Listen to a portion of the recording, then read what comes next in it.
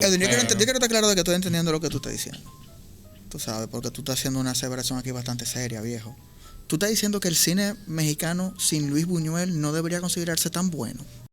Y además habría que preguntarse que si Luis Buñuel en la escena mexicana el cine mexicano hubiese tenido directores como Kristen, por ejemplo. Pero si bien es cierto que Reigadas es un poeta y es un trabajo muy fino, un trabajo muy delicado el que hace Reigadas, rescato muchísimas cosas. La verdad que a mi título personal, a Luis Geraldo Jansen, el director mexicano contemporáneo que le causa mejor impresión es Antonio Ruiz Palacio. Bueno, pero también hay otros directores importantes de la contemporaneidad que no fueron muy conocidos, no son muy conocidos. Por ejemplo, Gerardo Naranjo. Sí. Pero si vamos a hablar de quizás el más rompedor de los directores de los últimos años mexicanos, que está como en la otra acera, que es Carlos Reigadas.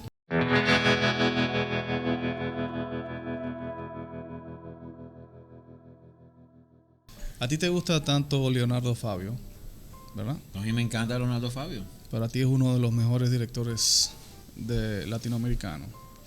Yo te pregunté que si hay algún director mexicano que se le pueda igualar según tu criterio o tu gusto. Lo que pasa es que sería como injusto para mí y hasta inclusive para nuestra audiencia, porque es que yo no conozco todo el cine mexicano. Yo te podría hablar de los directores de más cartel, ¿no? Sí. Emilio el Indio Fernández, de que sí he visto sus principales películas. Te podría hablar de Arturo Ripstein, por igual, de lo que he visto, del que he visto sus mejores películas. También hemos visto sus películas también más flojas. De Ripstein. De Ripstein. Tiene varias tiene varias películas flojas, entre ellas la adaptación de Carnaval de Sodoma, una novela dominicana de Pedro Antonio Valdés, que no le hizo justicia, una excelente novela dominicana que él la desperdició totalmente. Sí, además muchas de sus películas no han envejecido bien. Sí, ese es el gran problema que tiene. Sí. Pero que no he visto como no he visto como un director que tenga ese peso que tuvo Leonardo Fabio, no solamente para el cine mexicano, sino para el cine latinoamericano, ¿no? Sí. Él fue como una suerte de respuesta a esos directores de avanzada de la nueva ola, de las nuevas olas en los años 60, ¿no? Que es mucho decir. No, Leonardo Fabio es un personaje interesante, incluso porque tú puedes salir a la calle aquí en República Dominicana a preguntarle a personas de cierta generación si saben quién es Leonardo Fabio. Te van a decir que sí, el que canta la vaina como esta. Cantante, sí, como cantante, claro. Sí, pero si usted sabía que él era director de cine, te van a decir, mire, va de ahí. ¿Tú sabes qué pasa también sobre ese comentario de Edwin y sobre si el cine de Ripstein ha envejecido? Yo pienso que el cine mexicano, siendo una institución en sí misma, ¿no? Una identidad en sí misma que tiene elementos que le caracterizan, yo creo que visualmente el cine mexicano adoptó una identidad durante una gran parte de la historia, un periodo de tiempo, ¿no? Fue una potencia. Uno pone una película mexicana y uno reconoce rápidamente esto es cine mexicano. Entonces, yo entiendo que esa estética del cine mexicano, la puesta en escena del cine mexicano, estuvo apoyada justamente en una estética, en una propuesta visual que ha envejecido más rápido que las de otras regiones. Yo pudiese pensar que al apoyarse quizás en aspectos más técnicos que lo que no estaba ocurriendo, por ejemplo, en el cine cubano, en el cine argentino, en el cine colombiano, que se apoyó más en la narrativa, en la argumentación del tema, en el contexto político detrás de una obra, más que en el despliegue técnico. Entiendo que por eso hace que la película mexicana envejezcan y entiendo quizás que nos puede servir de ejemplo a nosotros mismos también, porque la industria dominicana es una industria muy orientada a los aspectos técnicos, dejando de lado los contextos de fondo. Y cuando viene a ver, dentro de 15, 20, 30 años van a hacer películas totalmente desfasadas. Pero te digo, hay mucho, el cine mexicano es muy extenso, entonces yo te digo, es una cosa muy o sea, el cine mexicano abarca mucho. De hecho, hay un crítico como el señor Jorge Ayala Blanco, que tiene una él tiene una serie de libros sobre el cine mexicano, desde la A hasta la Z. Oye, desde la A hasta la Z. La industria del cine mexicano llegó a compararse incluso por el volumen no voy a hablar de calidad, ¿no? Ok, claro, claro. Y eso, por eso te digo, es un poco complicado abarcarlo en volumen con Estados Unidos. O sea, con Estados Unidos se va a la guerra. Eso es En la peligroso. Segunda Guerra Mundial, ya ahí, hasta en cuestión de proporción, tenía muchísimas producciones. Ahora bien, La palabra clave ¿qué ahí es el volumen. sería del cine mexicano sin el aporte de Luis Buñuel? Sin el aporte de Luis Buñuel, yo creo que ahí sí estamos hablando de serios problemas. Porque la nacionalidad del periodo quizás más creativo de Buñuel, pues Sí, fue en México. son mexicanas. O sea, son películas mexicanas. Son películas mexicanas. Y eso también es un punto para Luis Buñuel, porque supo entender la idiosincrasia del mexicano al plasmar en su obra películas netamente mexicanas. Porque cuando tú ves Los Olvidados, ¿cómo tú puedes decir que hay ahí un ápice de qué sé yo, de algo europeo, foráneo? Edwin, yo quiero estar claro de que estoy entendiendo lo que tú estás diciendo. Tú sabes, porque tú estás haciendo una aseveración aquí bastante seria, viejo. Tú estás diciendo que el cine mexicano sin Luis Buñuel no debería considerarse tan bueno. No sería el mismo. No creo que fuera el mismo. No, Te voy a decir algo. Si fuera excelente, si Luis Buñuel fuera cine bueno. No, Ok. y además habría que preguntarse que si Luis Buñuel en la escena mexicana el cine mexicano hubiese tenido directores como Risten, por ejemplo, que está muy influenciado por él. Buñuel. Bueno, influenciado hasta el punto que trabajó, o sea, aprendió cine con Buñuel, en el sentido en la práctica, porque creo que fue su asistente de dirección. Sí, el mismo. Y ves la intención que tiene Risten en los temas de ser polémico, Sí, claro. en las historias mínimas que cuenta, En es la- totalmente Buñuel. El desarrollo de los subtextos. En lo subtextos religioso son- también, en la son rebeldía críticos. contra la religión, es totalmente Buñuel. El ¿no? mismo cine de Luis Aunque con Estrada. mucha distancia, porque el cine de Risten, y esto los mexicanos deben estar de acuerdo, es muy tienes muchos altos y bajos, ¿no? El cine de Risten. No. Hay películas que tú dices, wow, sí. esto es una obra maestra, pero de repente te hace una película que tú dices, pero por Dios, o sea, Pero- y esto. Sí, ha sido inconsistente, sí, por lo general. Bueno, y cuando hay una gran película, pues Felipe Casals, por ejemplo, que tiene una gran película como Canoa. Sí, sí. Tú dices, bueno, pero ¿mantuvo la regularidad Felipe Casals? Pues no necesariamente. Tiene tiene dos, a lo sumo 3 películas que tú puedes decir, wow, qué gran película. Y ese es el Ese gran- cine fue muy irregular de esa época.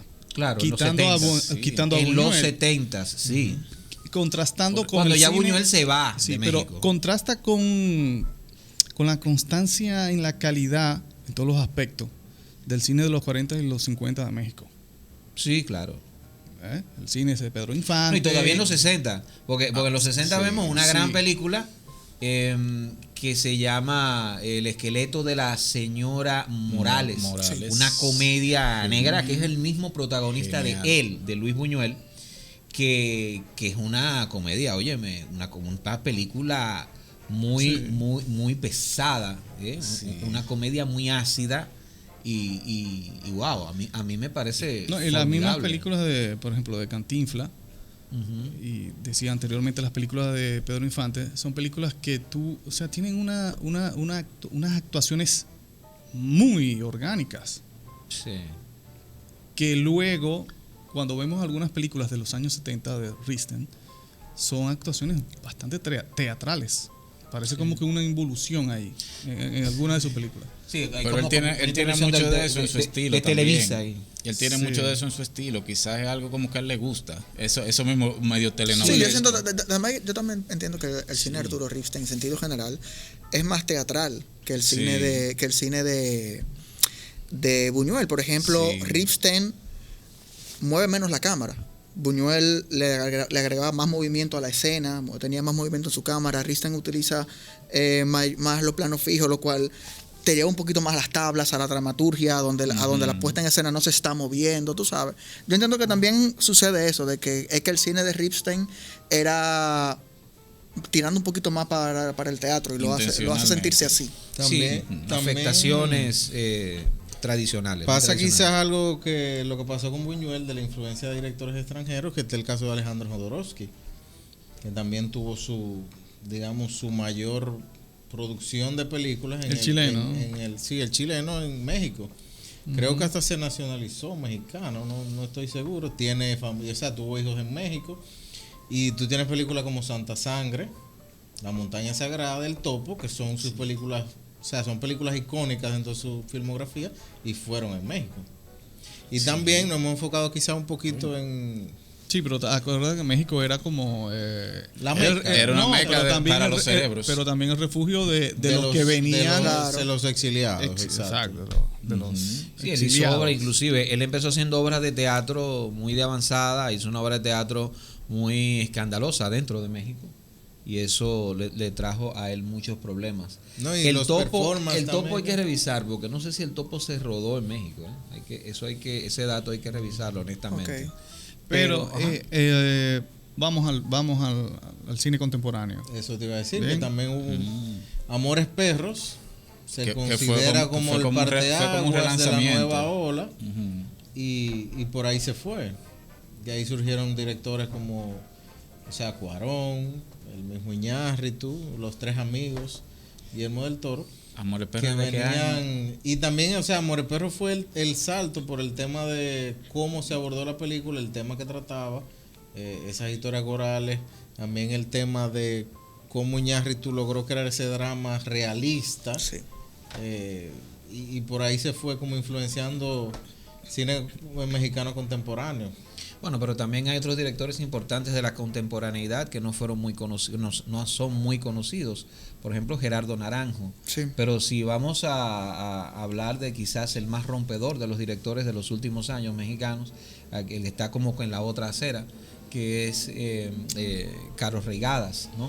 Carlos Reigadas, desde su debut, ¿no? Con películas como Japón, Batalla en el Cielo, pues propone un viaje, una exploración por esas márgenes de la sociedad mexicana, por esos recónditos de poblados, ¿no?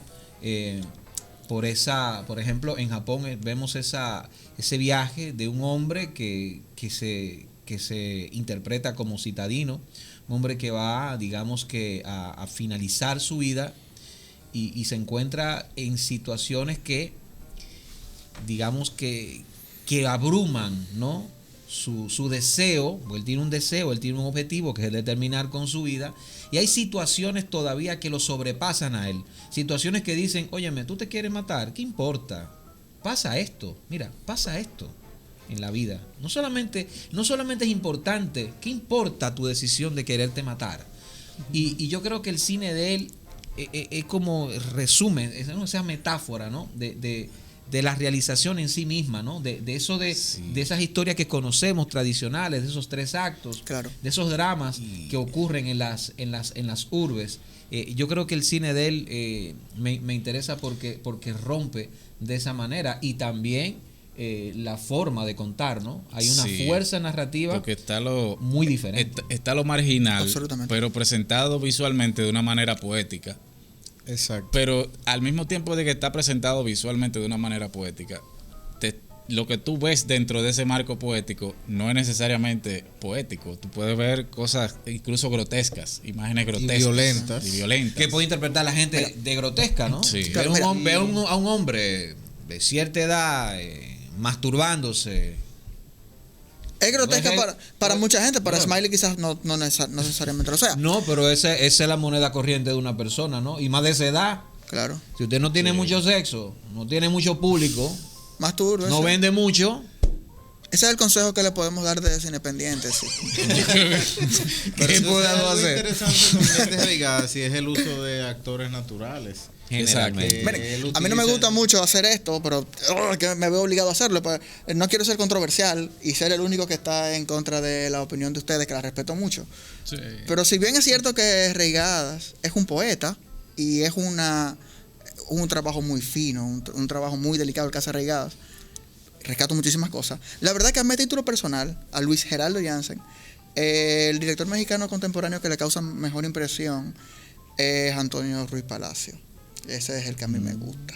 Es buenísimo. Antonio Ruiz Palacio, sí, claro, tiene un enganche porque él es muy, ¿cómo se dice esto? Él es muy catchy. Es como sí, muy, catchy. Es como simpático y está entre dos aguas, ¿no? Entre la narrativa emocionante, la narrativa muy conocida en Occidente, sí, y también su plasticidad, ¿no? Su forma de armar los planos y también de hacer, de editar, ¿no? Un montaje muy innovador. A mí me gusta muchísimo, pero creo que sigo pensando que Carlos Reigadas tiene una forma muy osada, ¿no? De enfrentarse a estas propuestas tradicionales. Absolutamente. Y no solamente como... Es más frontal. Sí, absolutamente. De hecho, y no solamente como narrador, sí, sino como este tipo que se enfrenta a lo establecido. Sí, y yo lo entiendo. Que se enfrenta a lo establecido y que lo manifiesta. Hay gente que dice, no, pero claro, tú eres un tipo rico, tú eres un tipo que naciste acomodado, sí, y a ti no te importa, tú no tienes nada que perder. Pero esas son esas son de las cosas que a mí me gustan de Carlos Reigadas. Carlos Reigadas, por ejemplo, no tiene miedo en retratar el latino acomodado y se sale del cliché de tener que retratar el latino oprimido. Tú sabes, eso a mí me parece interesante del cine de Reigadas. Y es cierto lo que tú estás comentando, te doy absolutamente toda la razón. Qué tremendo análisis. El cine de Reigadas es una gran pluma. Y es una gran pluma, o sea, la artesanía en el cine de Reigadas es algo muy bien trabajado. También en el cine de Ruiz Palacio, la artesanía visual del cine también está bien trabajada. A título personal, lo que yo entiendo en Ruiz Palacio, que hace que yo me incline un poquito hacia él, es que la manera en que él construye las escenas, como Edwin bien ha descrito, es quizá un poquito más fresca. Es cierto que se parece más a lo que uno está habituado a ver, se parece más al cine que uno ha visto de este lado del mundo, uno está en su zona de confort y eso es cierto, pero yo entiendo que dentro de esa narrativa un poquito occidental, Reigadas deja su firma, deja su línea autoral y yo lo consideraría una especie de caramelo envenenado. Y yo creo que con eso nosotros nos identificamos muy bien. Y deja un legado porque yo no sé Diablo, está dando legado ya. ¿Cuántos directores recientes? No, pero Amate Escalante. A eso iba. Amate Escalante, sí. A eso iba. Ya él tiene un estilo establecido. Pero tú dices Reigadas. Reigadas. Sí, yo habla claro. No, claro. Escúchame, la edad ya. Sí, es que yo no vengo bien del derecho. Háblale de este lado. Sí, yo vengo de ese vengo poco y de este nada. Háblame por aquí. Pero a eso me refería, a Reigadas. Sí. O sea, excelente película. No existiría, digo yo, sin efectivamente. Claro, y la controversia, ¿no? O sea, claro. Hay críticos que lo odian y odian lo que él representa. Y bueno, siempre creo que es interesante hablar del cine de Reigadas. Pero José Maracayo, como estamos hablando, como estás viendo la conversación, la deriva que está llevando, no es tan fácil tú decir, bueno, el cine argentino de alguna forma le pasa el rodillo al cine mexicano. No es tan fácil decirlo. Ahora, tú me preguntas, yo diría que sí, que el cine argentino a nivel de no solamente de películas, no solamente de directores, yo diría a lo que uno se dedica, que es al comentario de cine. Sin decir que de mi parte, que yo no soy crítico de cine, yo soy un comentarista de cine. Crítico es ponerse una ropa donde usted tiene que ser crítico toda su vida y vivir de ello. Aquí ninguno vivimos de eso. Entonces, incluso en hay un canon de la crítica. Hay un canon de la crítica. El único país de América que tiene eso establecidísimo es Argentina. Sí, sin dudas. Y por tanto, sin dudas, el cine más avanzado, tomando en cuenta que somos todos Latinoamérica y tenemos nuestras peculiaridades, igual a Argentina, es el país es el cine de esa nación. Así que esto, señores, es Cine Pendiente. José Maracayo, José Aquino, Luis Gerardo Jansen, el señor Smiley Domínguez y Edwin Cruz. Recuerden darle a la campanita, like o dislike o on like o Sí, comentar. O un follow también. Bueno, un follow no, síganos. Y comparta Para que el discutan contenido. con nosotros. Exactamente, y para que nos sigan insultando. Saludos, México.